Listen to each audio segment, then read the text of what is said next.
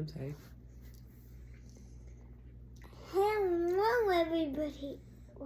Why don't you say? Yes, good afternoon. And, well, we're going to continue reading Harry Potter. He was just finishing up some stories about a rare dolphin attack. Some shark attacks also. As Been very interested in animal attacks lately, like wild animal attacks on people. I've been watching animal attack videos and shark attacks and everything. Okay. So, in the world of Harry Potter, Harry, Ron, and Hermione were investigating the site of the attack, trying to hypothesize who might be the heir of Slytherin. And they met, what's her name again? Yeah, so they went to the hallway had like water the day he was attacked, the cat. They went inside the girls' bathroom on that floor. Nobody ever goes in there because there's a ghost that haunts that bathroom named Moaning Myrtle. She's like a really emotional, hysterical girl. Apparently she was bullied at Hogwarts and then she died and people still bully her. Kind of sad. And then Ron thinks that Draco Malfoy is the heir of Slytherin. Hermione is not convinced, but she thought She's like, what are you talking about? She's just like, he's lame, as if, right? He's not cool enough. But she had the idea that if they can brew a polyjuice potion and become a couple of Slytherins for a day, just temporarily, they might be able to get Malfoy to say it out loud. But, so that's what their plan is, but it's a really advanced potion. They don't have the book with the ingredients, so they're gonna have to plot and scheme some more before they can do that. Yeah. Sounds like we're gonna take a break from all this craziness with the Chamber of Secrets. Play some Quidditch. Chapter 10 is called The Rogue Bludger. And there actually is a picture. It's like a skeleton-shaped bottle of potion. Oh yeah, because I've read this before, so I know what happens. But, okay, you ready? Yeah. Okay. Since the disastrous episode of the Pixies, Professor Lockhart had not brought live creatures to class. Oh yeah, my bad. Since the disastrous episode of the Pixies, Professor Lockhart had not brought live creatures to class. Instead, he read passages from his books to them, and sometimes reenacted some of the more dramatic bits. He usually picked Harry to help him with these reconstructions.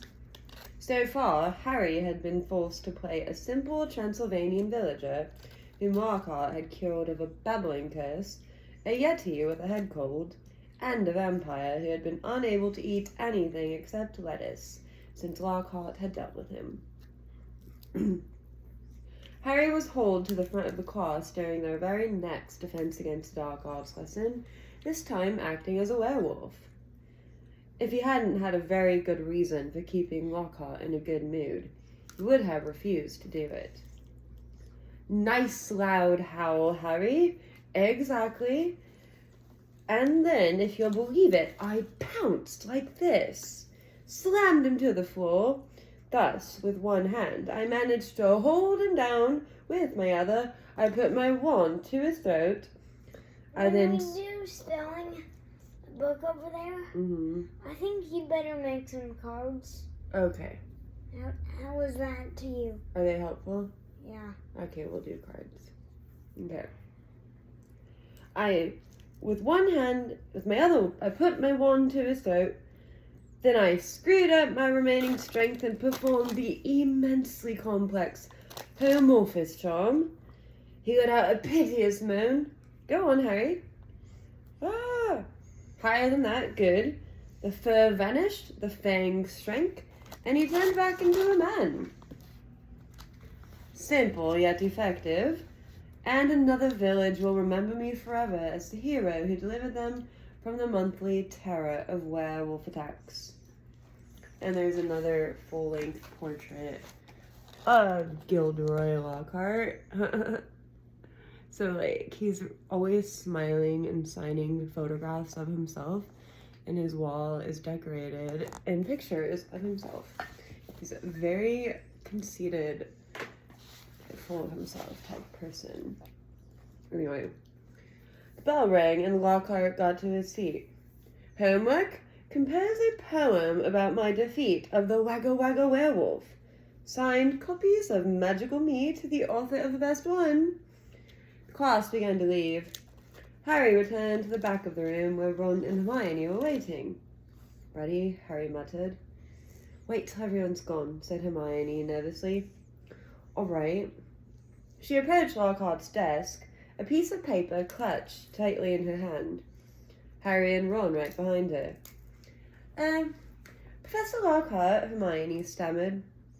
I wanted to get this book out of the library, just for background reading. She held out the piece of paper, her hand shaking slightly. But the thing is, it's in the restricted section of the library, so I need a teacher to sign for it. I'm sure it would help me understand what you say in Gadding with Ghouls about slow-acting venoms. Ah, Gadding with Ghouls, said Lockhart, taking the note from Hermione and smiling widely at her. Possibly my very favourite book. You enjoyed it? Oh, yes, said Hermione eagerly. So clever, the way you trapped that last one with the tea strainer. Well, I'm sure no one will mind giving the best student in the year a little extra help, said Lockhart warmly.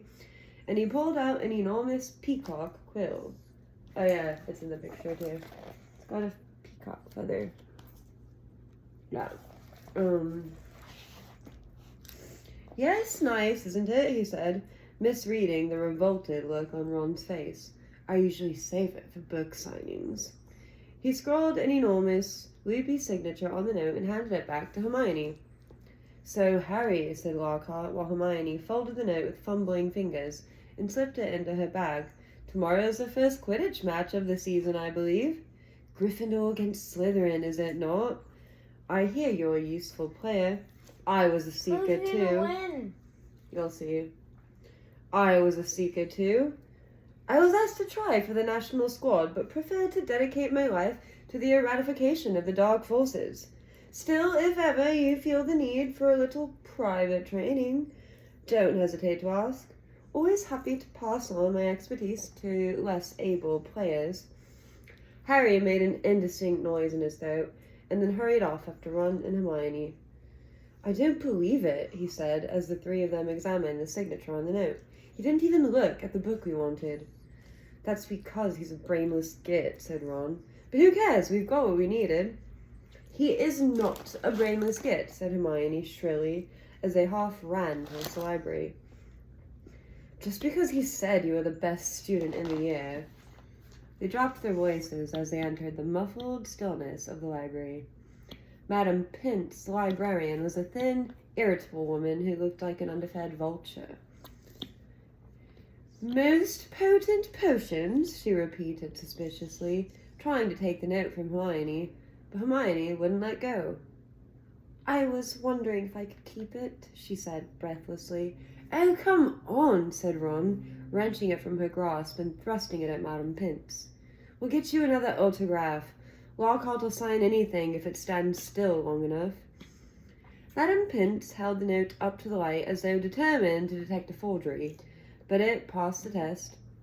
She stalked away between the lofty shelves and returned several minutes later carrying a large and mouldy-looking book. Hermione put it carefully into her bag and they left, trying not to walk too quickly or look too guilty. 5 minutes later, they were barricaded in Moaning Myrtle's out-of-order bathroom once again. Hermione had overridden Ron's objections by pointing out that it was the last place anyone in their right minds would go, so they were guaranteed some privacy. Moaning Myrtle was crying noisily in her cubicle. They were ignoring her, and she them. Hermione opened most potent potions carefully and the three of them bent over the damp, spalted pages. It was clear from a glance why it belonged in the restricted section.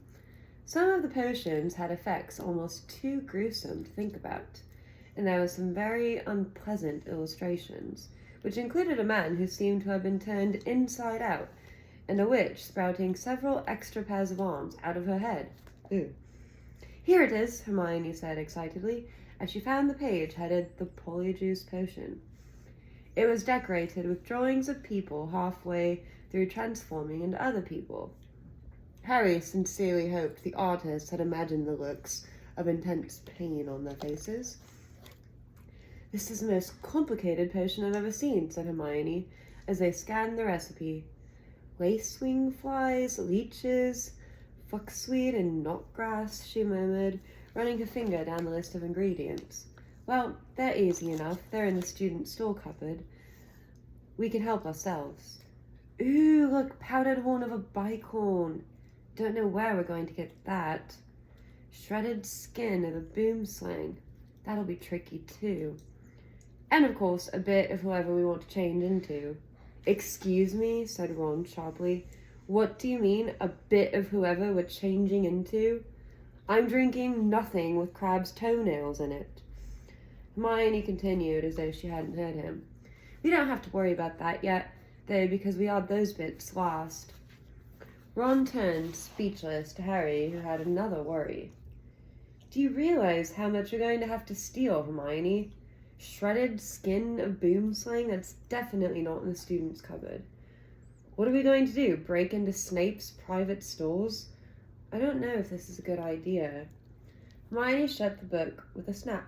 "Well, if you two are going to be children, going to chicken out, fine," she said. There were bright pink patches on her cheeks, and her eyes were brighter than usual.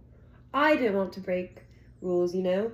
I think threatening Muggleborns is far worse than brewing up a difficult potion. But if you don't want to find out if it's Malfoy, I'll go straight to Madame Pince now and hand the book back in." "I never thought I'd see the day when you'd be persuading us to break rules," said Ron. "All right, we'll do it. But not toenails, okay?"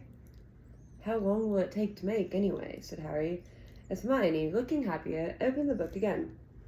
"Well, as the fluxweed has got to be picked at the full moon, and the lacewings have got to be stewed for 21 days.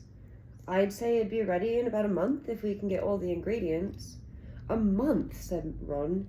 "Malfoy could have attacked half the Muggleborns in the school by then."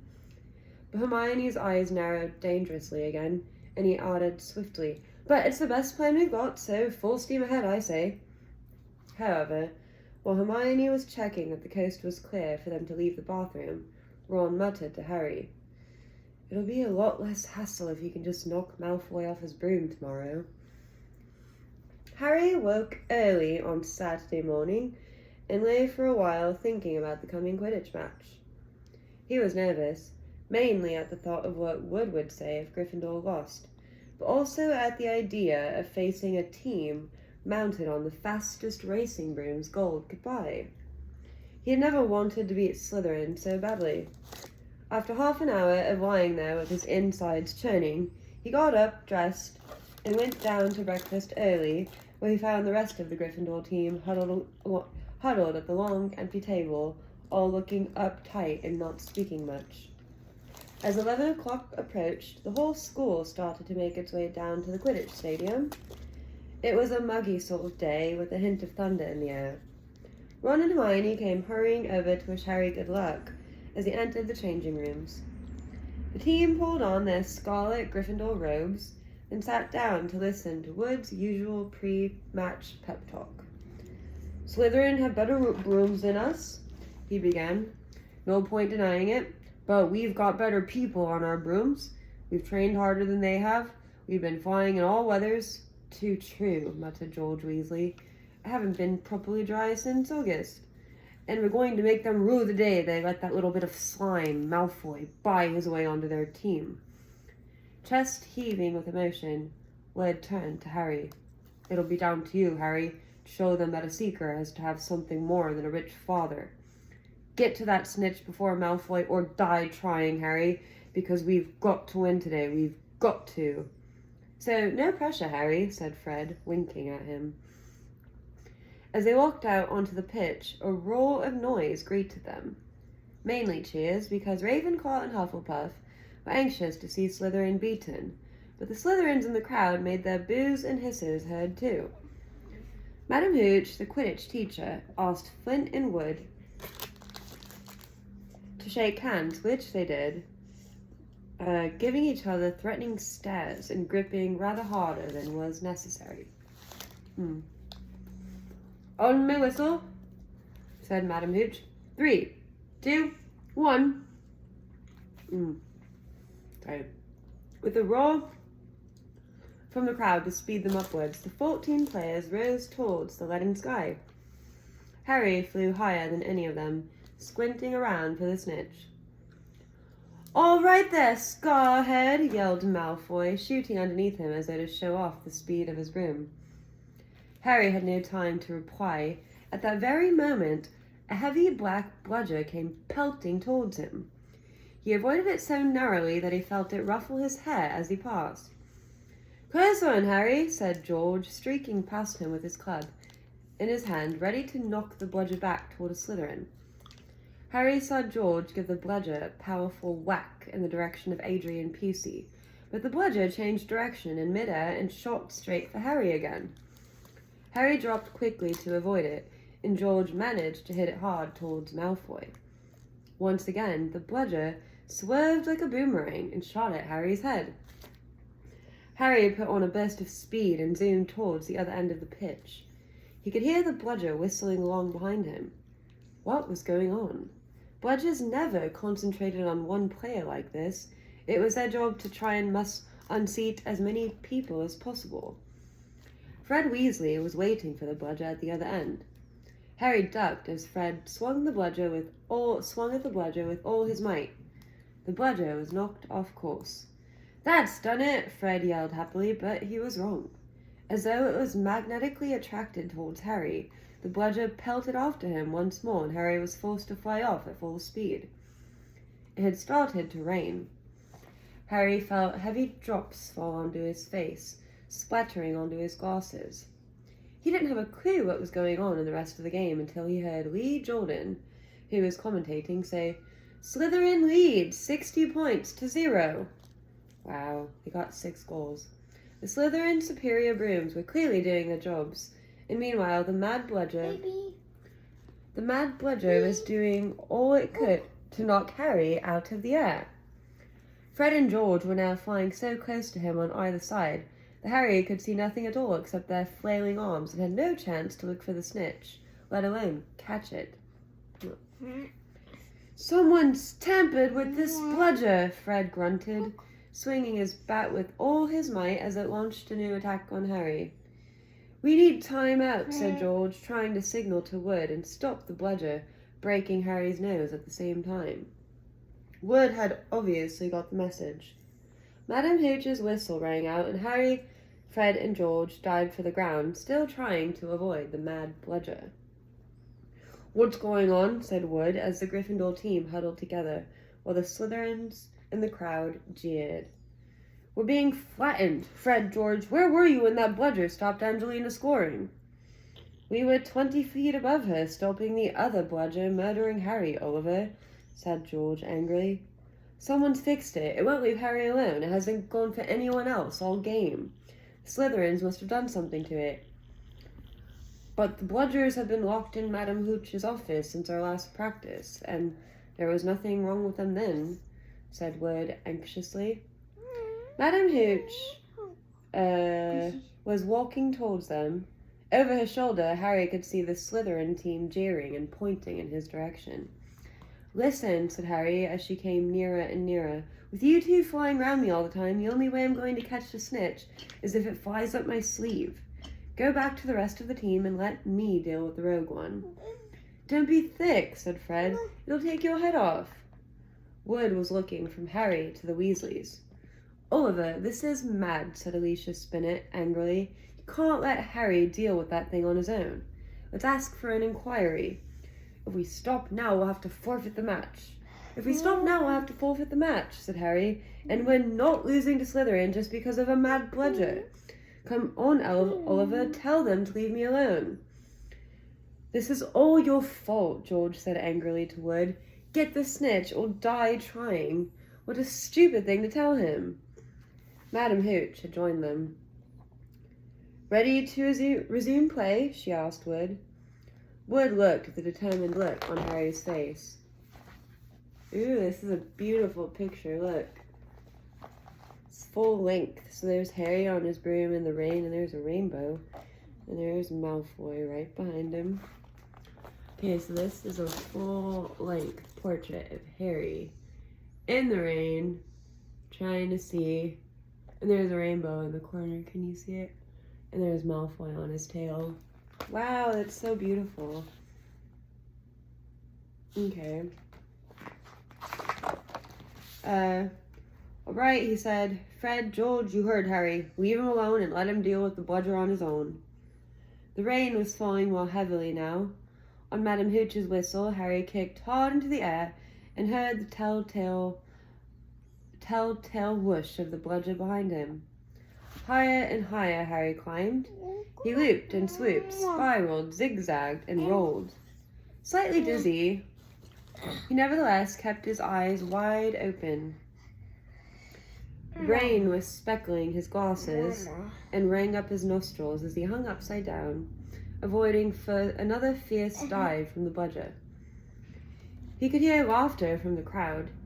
He knew he must look very stupid, but the rogue bludger was heavy and couldn't change direction as quickly as he could.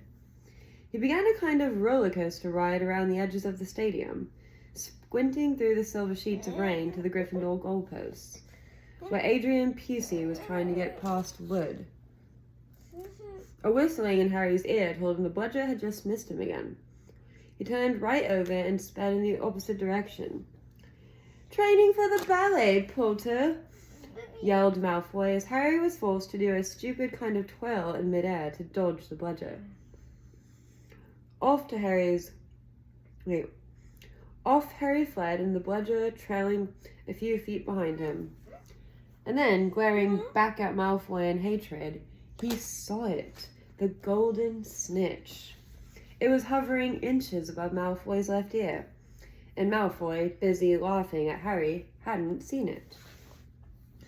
For an agonizing moment, Harry hung in midair, not daring to speed towards Malfoy in case he looked up and saw the snitch. Wham! He had stayed still a second too long. The bludger had hit him at last, smashed into his elbow, and Harry felt his arm break.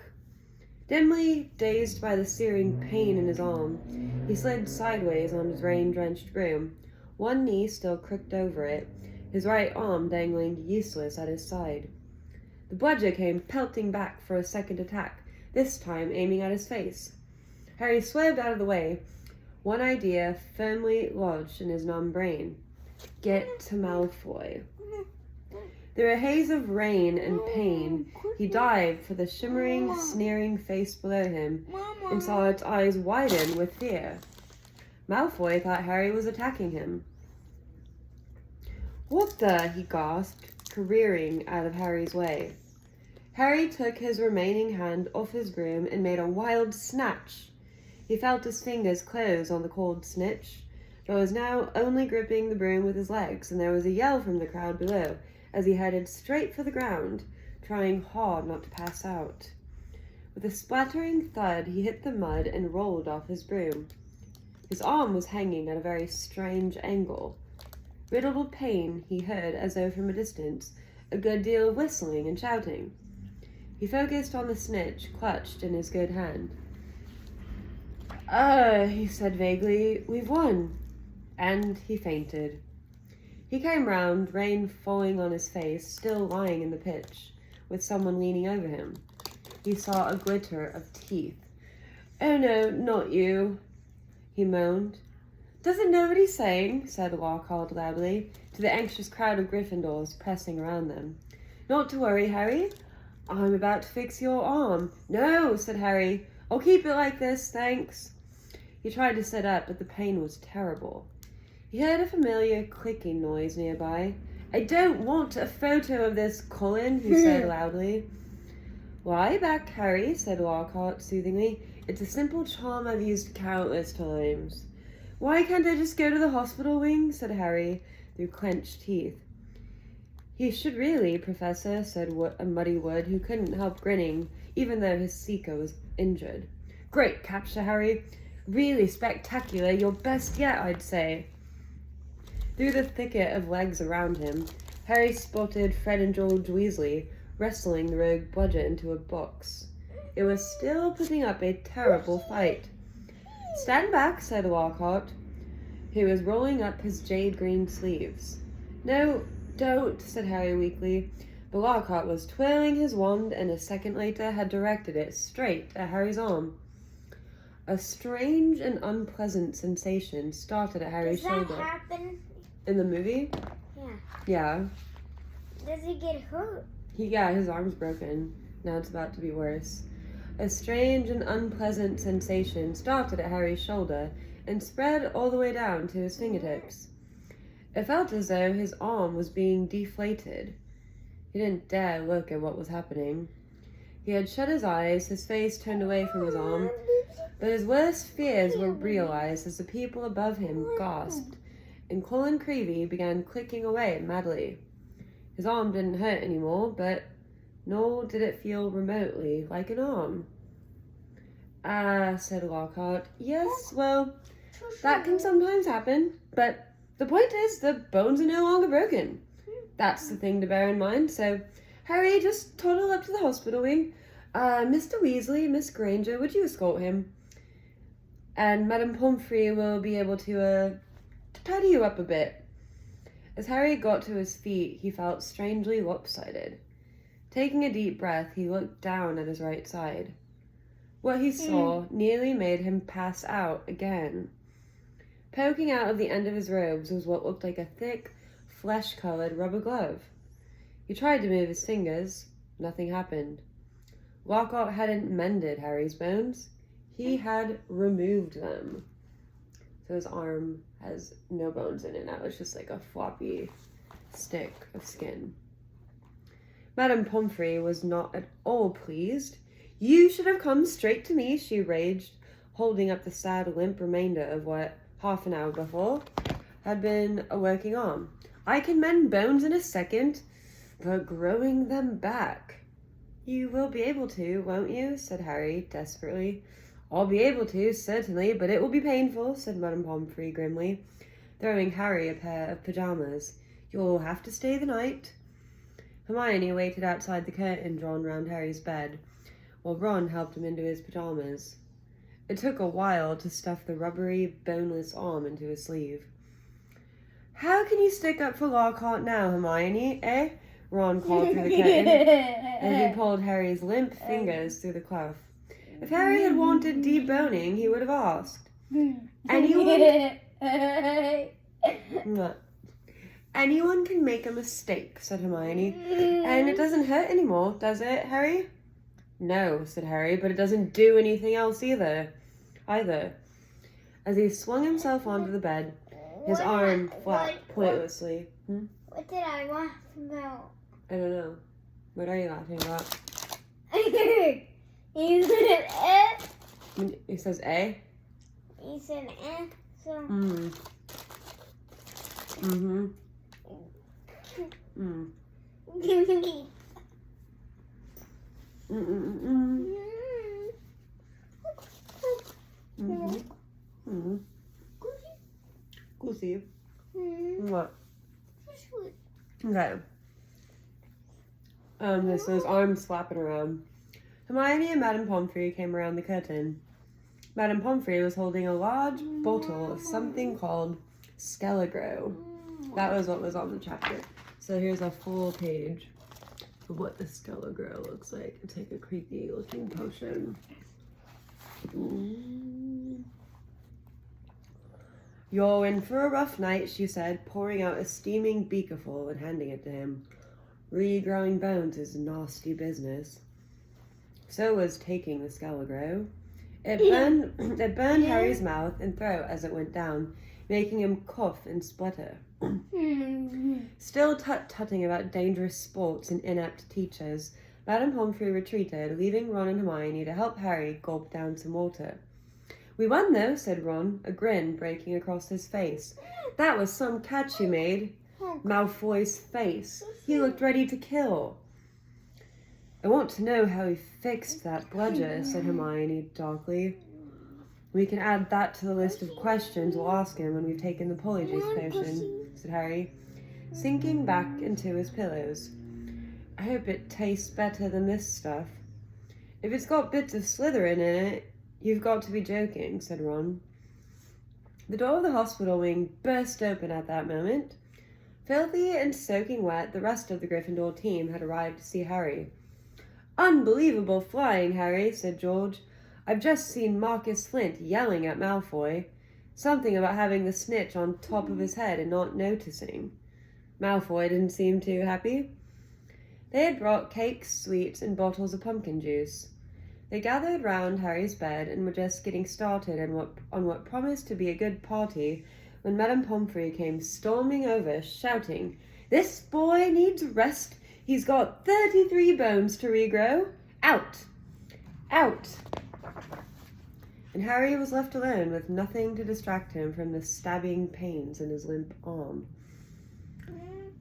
Hours and hours later, Harry woke quite suddenly in the pitch blackness and gave a small yelp of pain. His arm now felt full of large splinters. For a second he thought it was that which had woken him. Then, with a thrill of horror, he realized that someone was sponging his forehead in the dark. "Get off!" he said loudly, and then, "Dobby!" The house elf's goggling tennis ball eyes, Dobby, were peering at Harry. Yeah, were peering at Harry through the darkness. A single tear was running down his long, pointed nose. "Harry Potter came back to school," he whispered miserably. "Dobby warned and warned Harry Potter. Ah, sir, why didn't you heed Dobby? Why didn't Harry Potter go back home when he missed his train?" Harry heaved himself up on his pillows and pushed Dobby's sponge away. "What are you doing here?" he said. "And how did you know I missed the train?" Dobby's lips trembled and Harry was seized by a sudden suspicion. "It was you," he said slowly. "You stopped the barrier, letting us go through." "Indeed, yes, sir," said Dobby, nodding his head vigorously, ears flapping. "Dobby hid and watched for Harry Potter and sealed the gateway, and Dobby had to iron his hands afterwards." He showed Harry 10 long, bandaged fingers. "But Dobby didn't care, sir, for he thought Harry Potter was safe. And never did Dobby dream that Harry Potter would get to school another way." He was rocking backwards and forwards, shaking his ugly head. Dobby was so shocked when he heard Harry Potter was back at Hogwarts, he let his master's dinner burn. Such a flogging Dobby never had, sir. Harry slumped back onto his pillows. "You nearly got Ron and me expelled," he said fiercely. "You'd better clear off before my bones come back, Dobby, or I might strangle you." Dobby smiled weakly. "Dobby is used to death threats, sir. Dobby gets them 5 times a day at home." He blew his nose on a corner of the filthy pillowcase he wore, looking so pathetic that Harry felt his anger ebb away in spite of himself. "Why do you wear that thing, Dobby?" he asked curiously. "This, sir," said Dobby, plucking at the pillowcase. "'Tis a mark of the house elves' enslavement, sir. Dobby can only be freed if his masters present him with clothes, sir. The family is careful not to pass Dobby even a sock, sir, for then he would be free to leave their house forever." Dobby mopped his bulging eyes and said suddenly, "Harry Potter must go home." Dobby thought his bludger would be enough to make— "Your bludger," said Harry, anger rising once more. "What do you mean, your bludger? You made that bludger try to kill me." "Not kill you, sir, never kill you," said Dobby, shocked. Dobby wants to save Harry Potter's life. Better sent home grievously injured than remain here, sir. Dobby only wanted Harry Potter hurt enough to be sent home. Oh, is that all? Said Harry angrily. I don't suppose you're going to tell me why you wanted me sent home in pieces? Ah, if Harry Potter only knew, Dobby groaned, more tears dripping onto his ragged pillowcase. If he knew what he means to us, to the lowly, the enslaved, us dregs of the magical world. Dobby remembers how it was when he, who must not be named, was at the height of his powers, sir. We house elves were treated like vermin, sir. Of course, Dobby is still treated like vermin, sir, he admitted, drying his face on the pillowcase. But mostly, sir, life has improved for my kind since you triumphed over he who must not be named. Harry Potter survived and the Dark Lord's power was broken. And it was a new dawn, sir, and Harry Potter shone like a beacon of hope for those of us who thought the dark days would never end, sir. And now, at Hogwarts, terrible things are to happen, are perhaps happening already, and Dobby cannot let Harry Potter stay here now that history is to repeat itself, now that the Chamber of Secrets is open once more. Dobby froze, horror-struck, then grabbed Harry's water jug from his bedside table and cracked it over his own head, toppling out of sight. A second later, he crawled back onto the bed, cross-eyed, muttering, "Bad Dobby, very bad Dobby." "So there is a Chamber of Secrets," Harry whispered, "and did you say it's been opened before?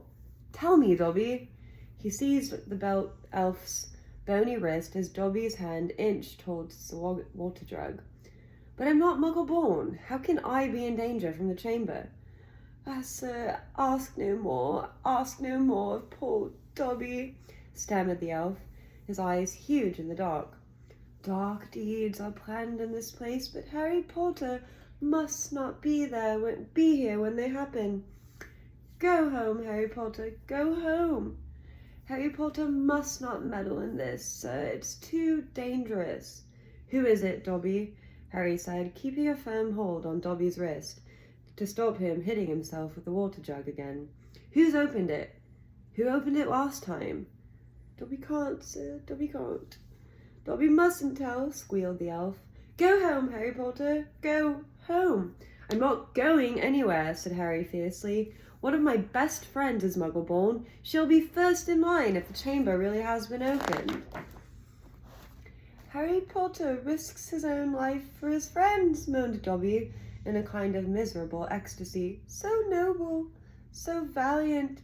But he must save himself. He must. Harry Potter must not." Suddenly, Dobby froze, his bat ears quivering. Harry heard it too. There were footsteps coming down the passageway outside. "Dobby must go," breathed the elf, terrified. There was a loud crack, and Harry's fist was suddenly clenched on thin air. He slumped back into bed, his eyes on the dark doorway to the hospital wing, as the footsteps drew nearer. Next moment, Dumbledore was backing into the dormitory, wearing a long, woolly dressing gown and a nightcap. He was carrying one end of what looked like a statue. Professor McGonagall appeared a second later, carrying its feet. Together, they heaved it onto a bed. "Get Madame Pomfrey," whispered Dumbledore, and Professor McGonagall hurried past the end of Harry's bed out of sight. Harry lay quite still, pretending to be asleep. He heard urgent voices, and then Professor McGonagall swept back into view, closely followed by Madame Pomfrey, who was pulling a cardigan on over her nightdress. He heard a sharp intake of breath.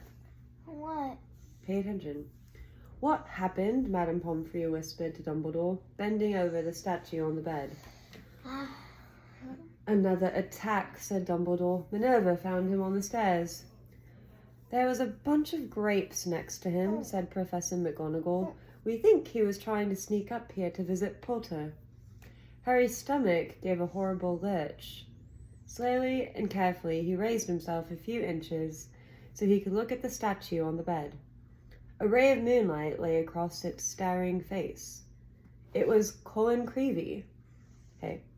His eyes were wide and his hands were stuck up in front of him. What? Holding his camera. Petrified, whispered Madame Pomfrey. Yes, said Professor McGonagall, but I shudder to think. If Albus hadn't been on the way downstairs for hot chocolate, who knows what might have... The three of them stared down at Colin. Then Dumbledore leaned forward and prized the camera out of Colin's rigid grip. You don't think he managed to get a picture of his attacker? Said Professor McGonagall eagerly. Dumbledore didn't answer. He prized open the back of the camera. Good gracious, said Madame Pomfrey. A jet of steam hissed out of the camera. Harry, 3 beds away, caught the acrid smell of burnt plastic. Melted, said Madame Pomfrey wonderingly. All melted. What does this mean, Albus? Professor McGonagall asked urgently. It means, said Dumbledore, that the Chamber of Secrets is indeed open again. Madame Pomfrey clapped a hand to her mouth. Professor McGonagall stared at Dumbledore. But Albus, surely, who? The question is not who, said Dumbledore, his eyes on Colin. The question is how. And from what Harry could see of Professor McGonagall's shadowy face, she didn't understand any better than he did. Wow, so now one of the students has been attacked. The little boy who's obsessed with Harry. And Dumbledore confirmed that... So Dobby confirmed there is a chamber, and it's been opened before. And Dumbledore confirmed that it is indeed open again. So, we'll leave off there for today, because my audience is sleepy. What? You know what? Chapter 10 is called the Dueling Club, or Chapter 11. There's a picture of a snake on the cover. So the plot is picking up. We have 11, 12, 13, 14, 15, 16, 17, we have 8 more chapters, including this one. So... It says not a club. Yeah, there's going to be a dueling club. Like a magic fighting club. Okay. Thank you for watching, and let us know what you think, and who you think opened the Chamber of Secrets. I know who opened it. Who do you think opened it? Dobby. Dobby? Dobby's trying to save Harry. No, Dobby just knows about it. Dobby did not open it. Let's skip. Okay. Thank you, Tutu. Bye.